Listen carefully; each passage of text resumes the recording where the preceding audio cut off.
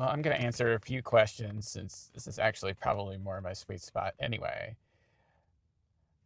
So here are some questions that I pulled off of Reddit and I thought would be interesting to answer. First one, I want to make $2,000 a week doing DoorDashing. Is that possible? Yeah, it's possible, but prepared not to have a life. I mean, you're talking about probably working 105, 110 hours a week. And on top of that, you're accelerating your maintenance schedule and your gas expense. So you're having to work extra to pay for the extra maintenance, for extra taxes, extra gas. But it's possible, but you're going to be working a lot. Do people dash on Thanksgiving? Yes, but really only a few hours. You don't really want to be working a lot of hours on Thanksgiving. You're just going to be bored. My guess is you probably get 3 to 4 good hours. Football games will probably be going on, so that'll make more sense to do that. How many miles do I put on while I'm driving? Well, based on my experience, you will probably put more hours on when you're doing restaurant deliveries and less hours when you're doing shopping. Because, of course, you're not going anywhere. You're just shopping at the grocery store. So you're probably putting on about 13 to 15 miles per hour of restaurant retail pickups. And you're probably putting on somewhere between 9 and 11 miles if you're doing shopping orders regularly. Now, it varies based on how much you're doing. If you're doing more shopping orders, it'll be closer to the bottom of the metric. If you're doing more restaurant orders, it's going to be on the upper end of the metric. So it's going to be anywhere between 9 and 15 miles per hour of work. I'm thinking about becoming a DoorDash driver after New Year's. Is it worth it?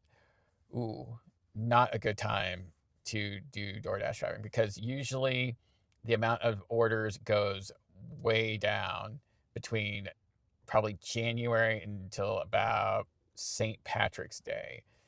So if you're not planning on working after the first 3 months of the year, you're probably wasting your time. All right, so this is from an actual DoorDash driver. It says acceptance rate down to 11%, continue cherry picking. Now, if you're just a customer, you probably won't understand. Cherry picking is very simple.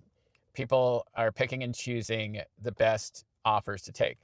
And acceptance rate means if it's 11%, that means they're turning down 9 out of every 10 orders. And that's very possible because you're trying to value yourself. So you have to know your worth, know what you want to make, and you have to decide that you're going to take a hit because, and mine is down, so I definitely know what this is about.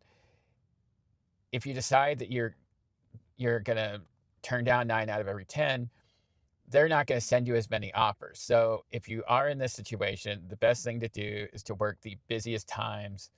That way they can't really keep you on the sidelines. So if you're working a busy lunch, a busy dinner, those are the best times to have those low acceptance rates. So I'd say, yeah, continue to cherry pick if that's what you want to do. I do the same thing. I turn down about 5 out of every 10 or 6 out of every 10 because I have certain numbers that I feel like my time is worth. So I'll just continue to wait until I get orders that make sense. Is it possible to earn $200 to $300 a day? Yes. How much are you willing to work? Again, this is kind of like the $2,000 per week thing.